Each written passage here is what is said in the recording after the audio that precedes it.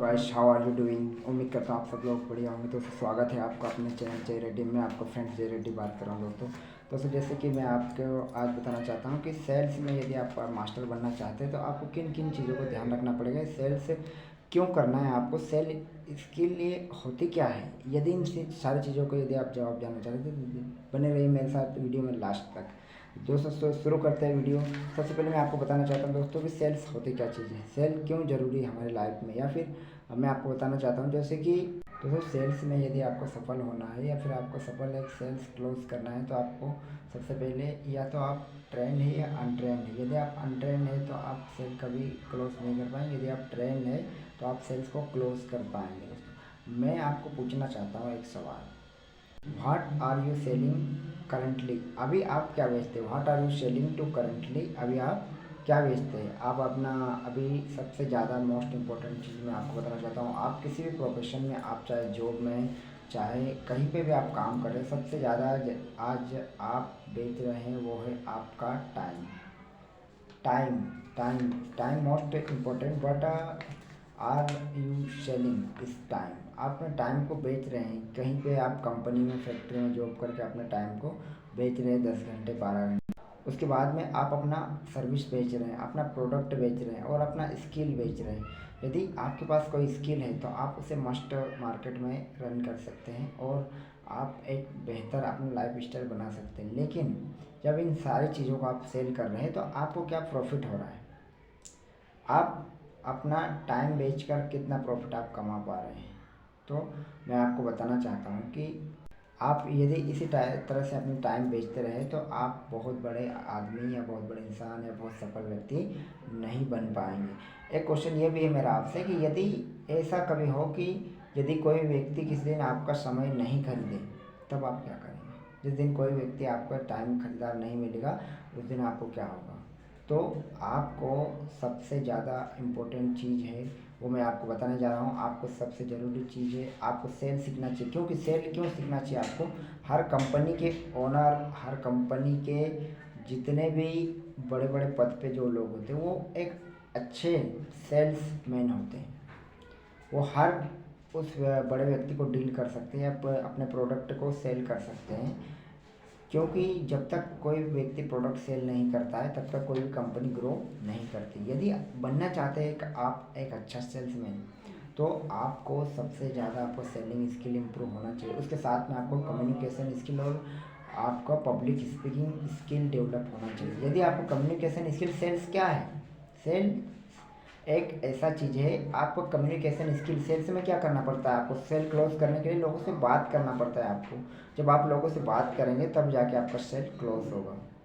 तो आपका communication skill बेहतर होना चाहिए। जब कम्युनिकेशन स्किल आपका बेहतर होगा तब जाके आप सेल आसानी से क्लोज कर पाएंगे।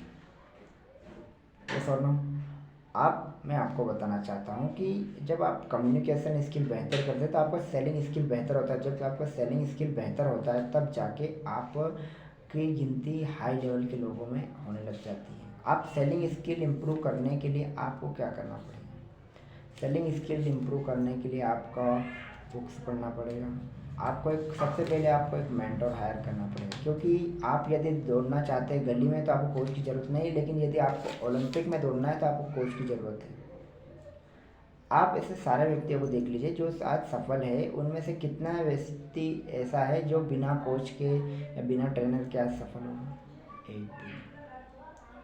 तो आप अनट्रेंड से ट्रेंड की ओर जाना चाहते हैं तो आपको सबसे पहले आप एक कोच हायर कीजिए पर्सनल। आप सेल्स में, मैं ये नहीं कह रहा हूँ कि आप मुझसे सीखिए, आप किसी और से सीखिए। लेकिन आपको लाइफ है, आपको यदि ग्रो करना है तो आपको एक पर्सनल सेल्स ट्रेनर या कोच हायर करना पड़ेगा जो आपको जो भी स्किल आप सीखना चाहते हो उस स्किल में आपको मास्टर बना सके। चाहे सेलिंग स्किल हो या पब्लिक स्पीकिंग स्किल हो, कम्युनिकेशन स्किल हो या फिर हाई प्रोडक्ट सेलिंग स्किल हो, जो भी स्किल हो। क्योंकि जब आप किसी ट्रेनर के मार्गदर्शन में चीज़ें करेंगे तो आपको बहुत ज़्यादा प्रॉफिट मिलेगा ही मिलेगा। मैं आपको बताना चाहता हूँ कि आपको ये सेलिंग स्किल मस्ट इम्पॉर्टेंट है, क्योंकि कहीं भी दुकानदार पे कहीं भी जाओ, आप क्या है मोबाइल की दुकान पे जाओ और उनको बोलो कि मैं एक मोबाइल सेल करवा सकता हूँ अभी आपका, आप मुझे कितना कमीशन दे सकते हैं। आप बोलोगे उससे 500 रुपये, तो वो आपको 110% देगा। क्यों?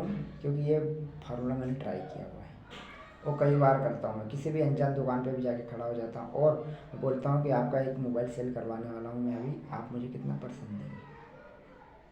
मैं बोलता हूँ, अब वो बोलते हैं कितना चाहिए, 500 रुपये, और 10 से 15 मिनट में मैं बातचीत करके शटल करूँ। तो ये होता है सेलिंग स्किल का power. Selling skill is the must. इसके बराबर आपको कोई स्किल इसकी टक्कर नहीं दे पाएगा।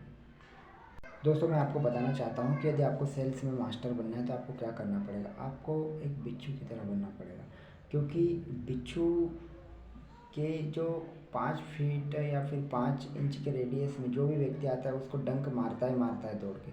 तो आप भी यदि आप भी बिच्छू की तरह यदि अपने आप को समझेंगे, आप ये सेल्फ मास्टर बनना चाहते हैं, तो आप जब वहाँ पे अपने आप को समझेंगे तो आपके रेडियस में जो भी व्यक्ति आते हैं आप उनसे बातचीत करके आप अपना सेलिंग स्किल इम्प्रूव कर सकते हैं, यदि आप चाहते हैं तो। उसके लिए मैं आपको यहाँ पे 10 टिप्स बताने वाला हूँ दोस्तों, जो कि आपको मोस्ट इम्पोर्टेंट, आपको सेलिंग स्किल में बहुत ज़्यादा ज़रूरी है और आपको बहुत आगे भी आपको काम आने वाले हैं। सबसे पहले आपको आपने कस्टमर को पहचानना है। यदि मैं इस वर्ड को, नाउ यूअर कस्टमर फर्स्ट, आपको अपने कस्टमर को पहचानना है। जब आप अपने कस्टमर को पहचान लेते हैं कि ये व्यक्ति मेरे साथ सेलिंग स्किल में सेल्स कर सकता है या फिर ये व्यक्ति कोई प्रोडक्ट सेल कर सकता है, प्रोडक्ट बेच सकता है, तो सबसे पहले आपको उस व्यक्ति को पहचानना है। उसको पहचानने के बाद में आपको सबसे पहले आपने आप कस्टमर को पहचाना, उसके बाद में आपको रेपो बिल्ड करना है। रेपो बिल्ड कैसे होता है? कम्युनिकेशन स्किल से, बातचीत करने से रेपो बिल्ड होता है। उसकी फैमिली के बारे में बात करना है, वो कहाँ रहता है, वो क्या करता है, ये चीज़ें जब आप पूछेंगे तो वो भी आपको पूछेगा, तो इससे क्या होगा, रेपो बिल्ड होगा। ये आप यहाँ पर बहुत सारे लोग गलती क्या करता है कि वो सोचता है कि सामने वाला व्यक्ति मुझसे बात करते, उससे सभी पॉसिबल नहीं है। सामने वाले व्यक्ति को ज़रूरत नहीं है आपको, आपकी ज़रूरत आपको उस व्यक्ति की है, तो बात आपको करना पड़ेगा। तो सबसे पहले यहाँ पे 2 नंबर पे आपको रेपो बिल्ड करना है। जब आप रेपो बिल्ड कर लेते हैं, उसके बाद में आप उससे रेपो बिल्ड करने के बाद में उसे आप धीरे से, यदि आपको कहीं पे फील्ड में मिलता है तो आप उसके नंबर, कॉन्टेक्ट नंबर ले सकते हैं, या फिर आप यदि उसके घर पे प्लान देने गए हैं तो आप उससे वहाँ पर प्लान शो कर सकते हैं आपको। हाँ, लेकिन एक चीज़ इसमें ये भी ध्यान रखना है कि आपको जब फर्स्ट टाइम किसी व्यक्ति से मिलते हैं, मान लो 6 महीना, 8 महीने, 10 साल, 1 साल बाद, तो आपको स्टार्टिंग में आपको प्लान सेल नहीं करना है, प्रोडक्ट सेल नहीं करना है। जो अधिकतर लोग क्या करते हैं, गलती यही करते हैं कि आप डायरेक्ट फर्स्ट बार में मिले उनको बता देते हैं कि ये मैं प्रोडक्ट इस प्रकार से सेल करता हूँ या फिर इस प्रकार का मैं बिजनेस करता हूँ। तो व्यक्ति क्या होता है, फिर वो व्यक्ति उतना सीरियस नहीं लेता आपको। तो फर्स्ट बार में कभी भी आपको बिना रेपो बिल्ड किए हुए उस व्यक्ति को प्रोडक्ट के बारे में नहीं बताना है। ये दोस्तों आपका तीसरा पॉइंट होगा। उसके बाद में मान लीजिए कि वो व्यक्ति आपसे बात नहीं कर रहा है, या फिर वो व्यक्ति को आपने प्लान दिया है और वो किस प्रकार का रिजेक्शन दे रहा है, तो आपको सबसे मस्ट चीज़ ये है कि उसके रिजेक्शन को हैंडल करना है। रिजेक्शन हैंडल करने के लिए मैं आपको बताना चाहता हूँ एक गजब की टेक्निक। सबसे पहले आपको उसे सुनना है, ध्यान से सुनना है, उसे बोलने देना है, आपको ध्यान सुनना है, क्योंकि आपका एक मुंह और 2 कान इसीलिए दे गया है कि आप बोले कम और सुने ज़्यादा। लेकिन आजकल ज़्यादा जो कस्टमर होते हैं वो अपने आप को, जो सेल्समैन होते हैं, वो अपने आप को चतुर समझते हैं और वो लोग अपनी बातें बताना शुरू कर देते हैं, मेरी कंपनी ये है, मेरे ये प्रोडक्ट है। तो इस प्रकार से वो व्यक्ति आपको इग्नोर कर देता है और आपको वो कस्टमर नहीं बन पाता है, वो आपको प्रोडक्ट परचेज नहीं करता है। तो आपको क्या करना है, सबसे पहले उसको ध्यान से सुनना है कि वो क्या ऑब्जेक्शन दे रहा है। जब आप उसे ध्यान से सुनेंगे तो आपको उसका आंसर भी दे पाएंगे। दोस्तों ये हो गया आपका दोस्तों यहाँ पे 5 पॉइंट। यदि आपको रिजेक्शन हैंडल करना है तो आपको ध्यान से उसे सुनना ही पड़ेगा। दोस्तों आगे हम बात करते हैं इसी टॉपिक पे। मान लीजिए कि वो कस्टमर आपके साथ जुड़ गया है, तो आपको इस वर्ड का कभी यूज़ नहीं करना, गारंटी। हाँ, गारंटी आप कहाँ पे दे सकते हैं उसको, आप उसको सपोर्ट सिस्टम में दे सकते हैं कि भैया जब तो रात को 2 बजे भी चिल्ला तैयार आवाज़ मारना, मैं तेरे लिए हमेशा खड़ा रहूँगा, तेरी टीम के लिए हमेशा खड़ा रहूँगा, तुझे बनाने के लिए हमेशा खड़ा रहूँगा। लेकिन वहाँ नहीं गारंटी देना है कि हाँ 1 साल बाद तो 1 लाख रुपये कमाने लग जाएंगे। लोग गलती क्या करते हैं, यहाँ पे ओवर कॉन्फिडेंस आ जाते हैं लोगों में, और वह ओवर कॉन्फिडेंस के कारण लोगों को बहुत ज़्यादा ऐसे ऑफ़र कर देते हैं कि हो जाएगा, ये हो जाएगा, ऐसे ऐसे कुछ भी नहीं होता है। तो आपको सबसे पहले क्या करना है, आपको लोगों को ओवर कॉन्फिडेंस होके ऐसी गलत जानकारियाँ नहीं देना है, लेकिन क्योंकि जब आप बाद में उसे पूरा नहीं करोगे तो लोग आपको क्या बोलेंगे, लोग आपको उसके बाद में नकार देंगे। समझ रहे दोस्तों?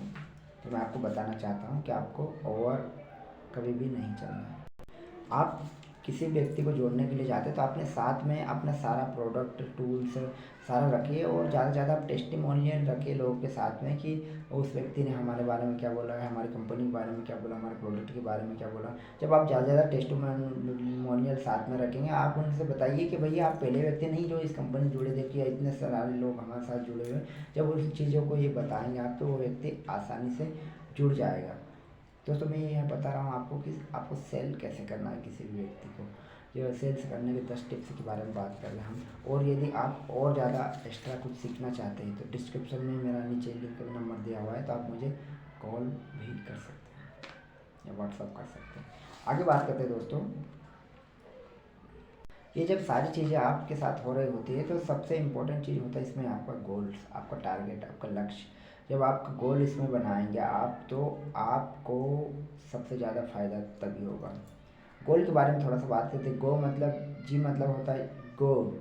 गो मतलब चलो, जाओ, आप रुको मत।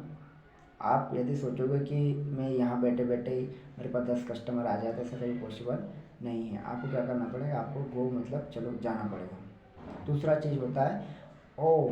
ओ मतलब आपको एक बार में एक ही गोल लेना है। एक बार में जब अब एक गोल लेंगे तो आपका गोल 110% पूरा हो जाएगा।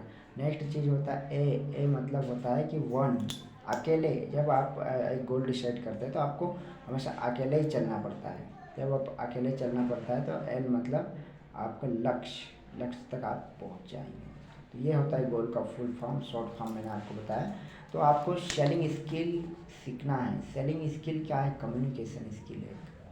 आप यदि बात करते हुए आ जाता है, आपको रेपो बिल्डिंग करते आ जाता है, आप उन लोगों से क्वेश्चन पूछ सकते हैं, आप अच्छे से सब इनका यदि आपसे रिश्ता बेहतर है तो आप अच्छे से एक सेल्समैन हैं। ये चीज़ आपको नहीं आती तो एक अच्छे सेल्समैन नहीं है, एक अच्छे कम्युनिकेटर नहीं है। आपको और सीखने की ज़रूरत है, आपको इम्प्रूव करने की ज़रूरत है, आपको कोई कोच हायर करने की ज़रूरत है। आज की वीडियो में इतना ही। मैं आपको बताना चाहता हूँ एक बार फिर, अभी तक आपने मेरे चैनल को सब्सक्राइब नहीं किया तो सब्सक्राइब कीजिए, लाइक कीजिए, कमेंट कीजिए, ज़्यादा से ज़्यादा शेयर कीजिए।